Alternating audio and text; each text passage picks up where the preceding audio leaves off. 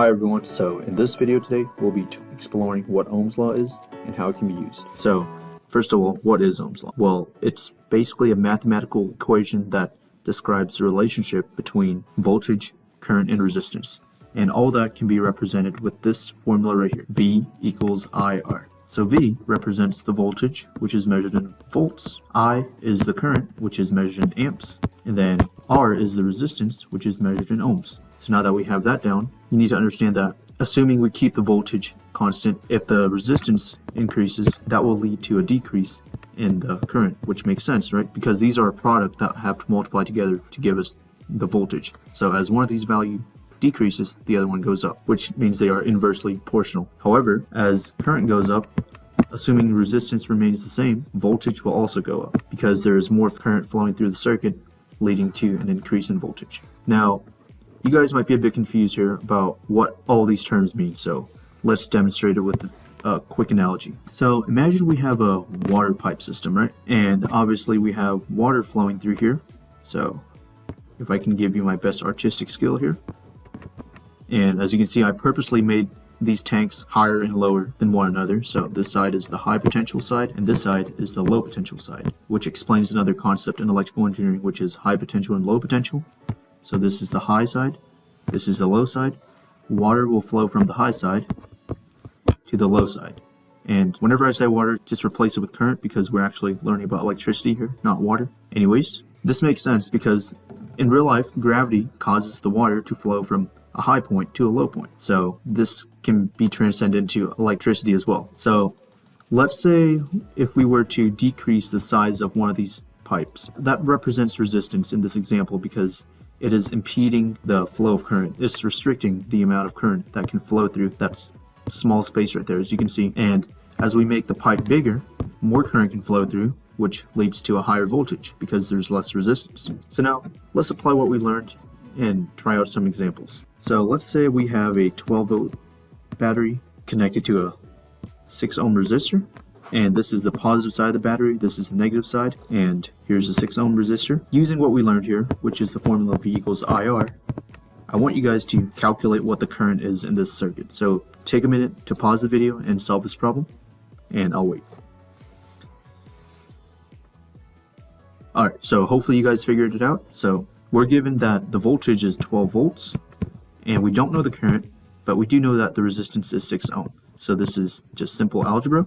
We divide both sides by 6 ohms, and 12 volts divided by 6 ohms is 2 amps, which represents the current in this circuit. So 2 amps of current flowing throughout the circuit. Now imagine if this was a 3 ohm resistor, then that would change our calculation slightly. Now instead of dividing 12 by 6, we're actually dividing 12 by 3, which gives us 4 amps for our answer. And this aligns with our theory earlier that as current increases, resistance decreases, and vice versa. Hopefully that made sense, and let's try out another example. So this time, let's say we have a 15-volt battery connected to a 3 kilo ohm resistor. The only difference this time is I actually added this prefix kilo. So once again, let's use the formula V equals IR. We know that the voltage is 15 volts. We don't know the current, and then we know that the resistance is 3 kilo ohms. So 1 kilo ohm is equal to 1000 ohms.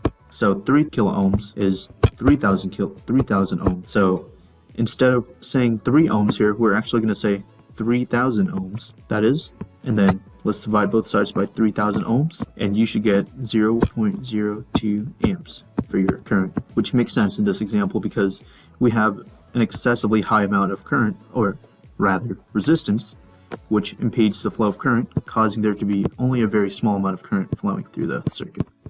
So here's another problem for you guys to try out. How would you tackle this problem?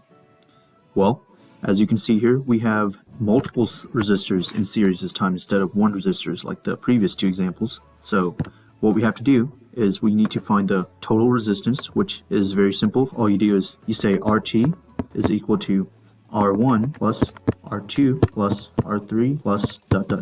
And basically it's the summation of all the resistors in the circuit. So in this case, RT would be 4 ohms plus 2 ohms plus 4 ohms, which will give us 10 ohms as our equivalent resistance. So now that we have that, we can use the V equals IR formula this time. But instead of saying V equals IR, we're going to say RT instead.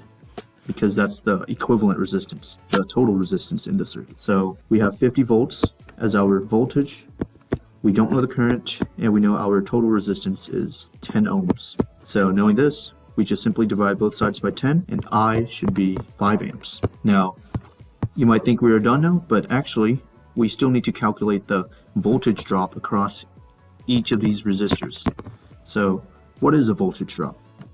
The voltage drop is simply just the voltage that is consumed across each of these individual resistors. So knowing that we have 5 amps of current flowing throughout the resistor, throughout the circuit, we can start by finding the voltage drop of R1. So the way we do that is we would use this formula here. V1 equals I1 times R1. And keep in mind that the current is going to be constant throughout the circuit. So I1 and I2 and I3, they're all going to be the same. So V1 is I1, which is 5 amps, times the value of resistor 1, which is 4 ohms, which will give us 20 volts. So we have 20 volts that is consumed by resistor 1. For V2, same procedure. It's just 5 amps times 2 ohms, which is going to give us 10 volts. And then V3 is 5 amps times, let me make some more space here, times 4 ohms again, which is going to give us 20 volts. And if we add up the total of all these voltage drops, you'll notice that it's going to give us 50 volts, which is the same number we had here as our battery, which makes sense because energy is neither created nor destroyed, according to the law of conservation. So anyways, that is going to be it for the video. Hope you guys enjoyed. Make sure to leave a like, comment, and subscribe for more upcoming videos in the future. And I know that this is my first actual tutorial video, so my teaching style is probably not at a level you're able to keep up with it because I'm not really a certified teacher. So if you guys have any feedback on how I can do better in terms of my teaching style and provide better quality content, definitely let me know in the comments and I'll reply back to you. Thank you for your time. Hope you learned something new and have a great day.